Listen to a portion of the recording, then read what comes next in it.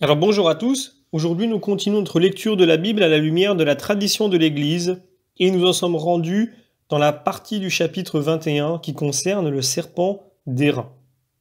Comme toujours, nous remercions les éditions Ansiguier devenues Mediapol qui nous ont permis d'utiliser les textes qui nous servent à faire ces vidéos et nous nous remettons entre les mains du Seigneur.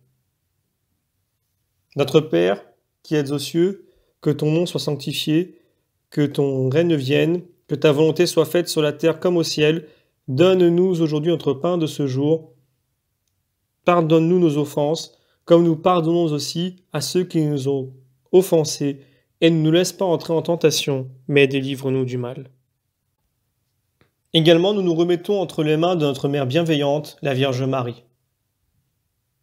Je vous salue Marie, pleine de grâce, le Seigneur est avec vous, vous êtes bénie entre toutes les femmes, et Jésus, le fruit de vos entrailles, est béni. Sainte Marie, Mère de Dieu, priez pour nous pauvres pécheurs, maintenant et à l'heure de notre mort. Amen. Également, nous faisons cette demande spécifique à l'Esprit Saint, qu'il corrige en nous les erreurs éventuelles qui peuvent provenir soit d'une formulation maladroite de ma part, soit de nos cœurs qui ne perçoivent pas toujours le sens profond du message qui est transmis. Évidemment, nous avons confiance dans l'Esprit Saint pour venir corriger ces erreurs qui sont évidemment involontaires. Alors au départ, j'ai indiqué que la vidéo s'intitule Le serpent d'airain. Nous allons également voir la partie du chapitre 21 où nous allons aborder les premières conquêtes du peuple d'Israël.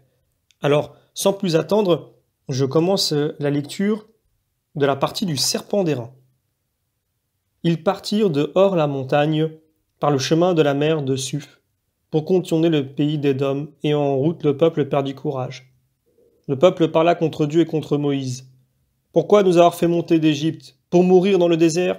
Il n'y a pas de pain, pas d'eau, notre âme s'épuise avec cette maigre nourriture.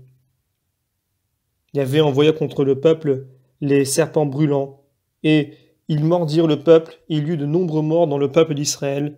Le peuple alla vers Moïse et ils lui dirent, « Nous avons péché quand nous avons parlé contre Yahvé et contre toi.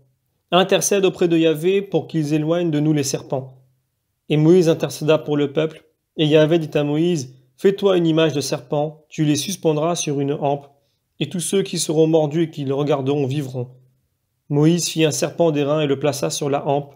Il arriva que si un homme était mordu par un serpent et regardait le serpent d'airain, il vivait. Alors évidemment, il y a pas mal de textes parallèles.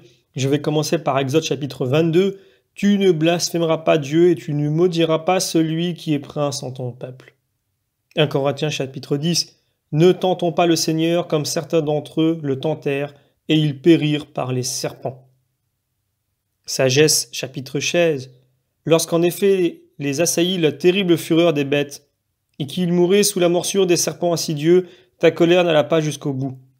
Pour leur correction, ils furent un moment effrayés, mais avec un symbole de salut qui commémorait le commandement de ta loi. Quiconque en effet se tournait vers lui était sauvé, non par ce qu'il voyait, mais par toi seul qui es sauveur de tous.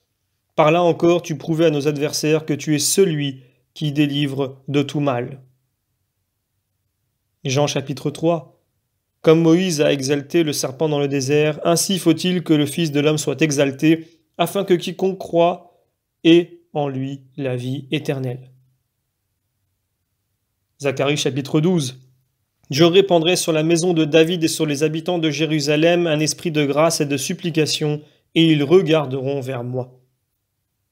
Jean chapitre 19. Ils verront celui qu'ils ont transpercé.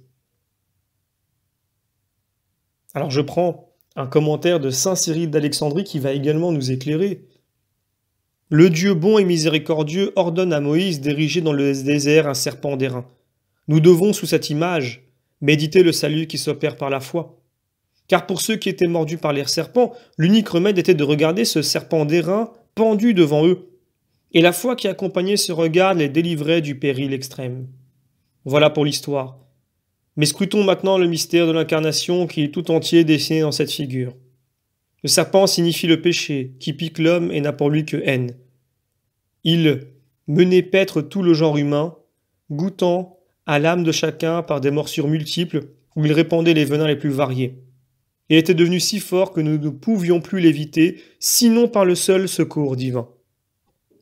Dieu, le Verbe, a donc pris la ressemblance d'une chair de péché afin de condamner le péché dans la chair, comme il est écrit, et de devenir le médiateur du salut éternel pour ceux qui le regardent avec une grande foi et cherchent vraiment la doctrine divine.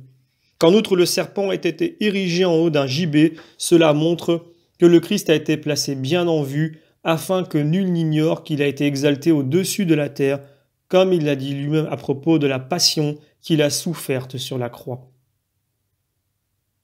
Je prends également un commentaire de Théodoré de Cire. Le serpent d'airain préfigurait la passion qui nous sauve, car le péché est né par le serpent, et le serpent fut maudit par le Dieu de toute la création. Le serpent était donc à la fois figure du péché et figure de malédiction. Et puisque le Christ Seigneur est apparu dans la ressemblance de la chair du péché, le serpent d'airain évoque la passion qui nous sauve. De même que le serpent d'airain portait l'image des serpents, mais ne portait pas leur venin. Ainsi le Fils unique prit un corps humain, mais sans la tache du péché.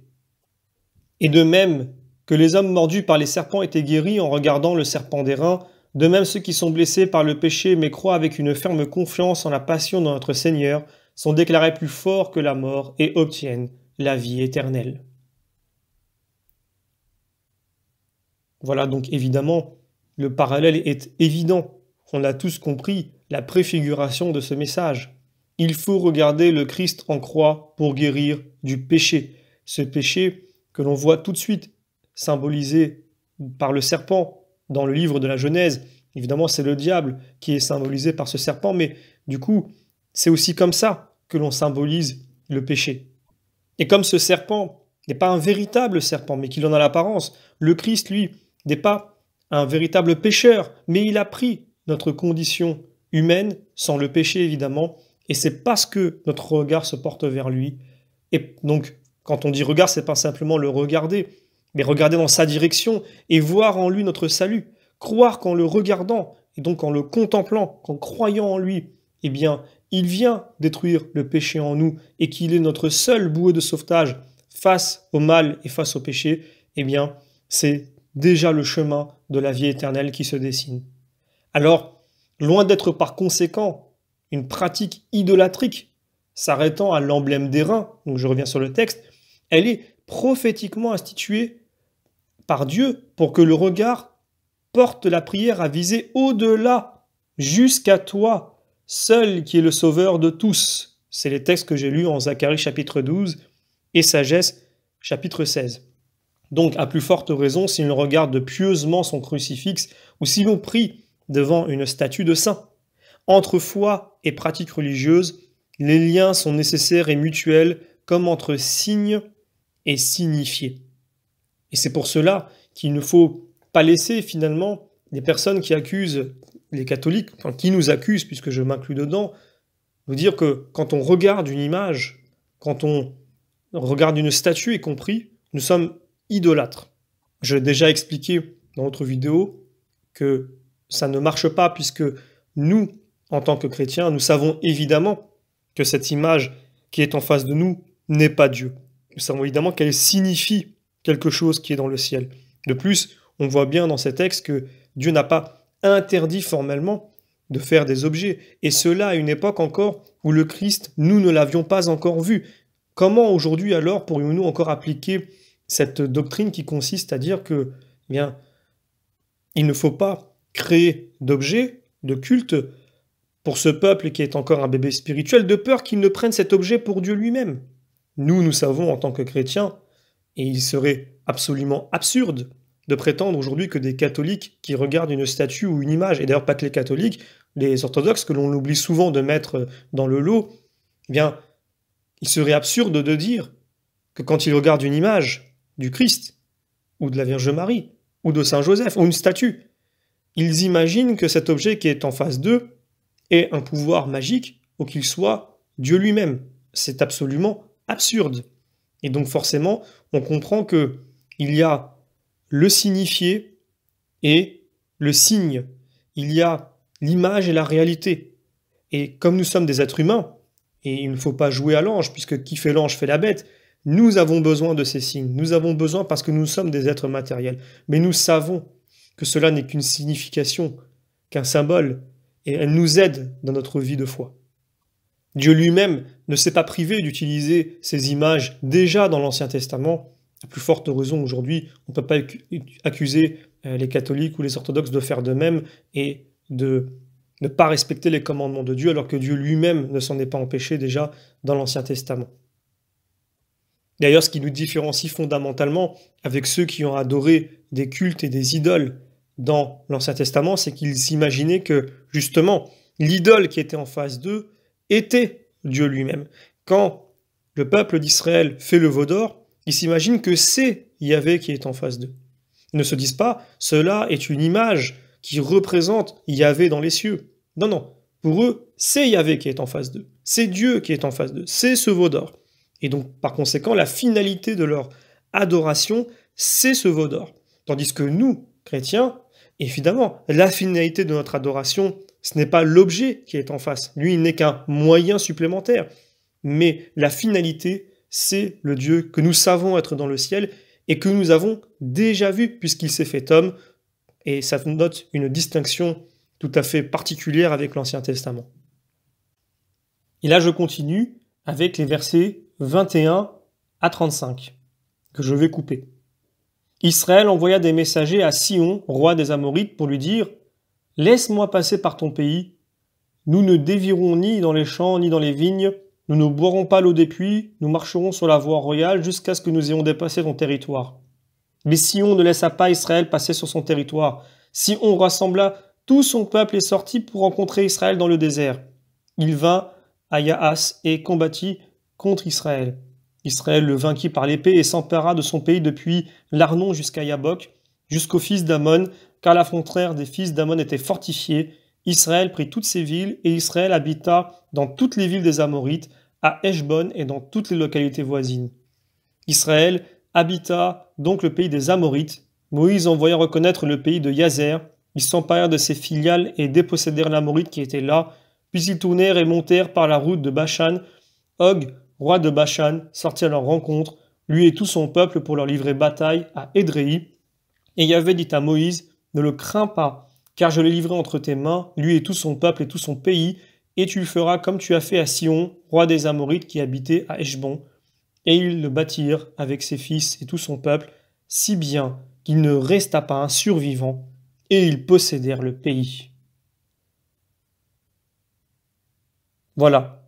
Donc ici, nous voyons qu'Israël commence à s'installer en Transjordanie, entre Arnon et Yabok. L'Arnon se jette vers le milieu de la côte est de la mer Morte, et le Yabok rejoint le Jourdain en face de la Samarie. Donc c'est au gué de ce torrent que Jacob eut à lutter avec l'ange de Yahvé. Vous vous en souvenez au chapitre 32 du livre de la Genèse. Le Bashan, plus au nord, sera pour les prophètes un exemple de fertilité, de par ses chênes et de ses pâturages, comme le Liban de par ses cèdres. Et donc je terminerai avec un passage, un parallèle, Psaume 135. Tout ce qu'il a voulu, le Seigneur l'a fait, dans le ciel et sur la terre, dans la mer et tous les abîmes, lui qui fit monter les nuages des extrémités de la terre, au milieu des éclairs, fit tomber la pluie, tira le vent de ses trésors. Lui qui frappa les premiers-nés d'Égypte, depuis l'homme jusqu'au bétail, envoya signes et prodiges contre toi, Égypte contre Pharaon et tous ses serviteurs. Lui qui frappa des nations en grand nombre et fit périr des rois puissants. Sihon, roi des Amorites, Og, roi de Bashan, et tous les royaumes de Canaan.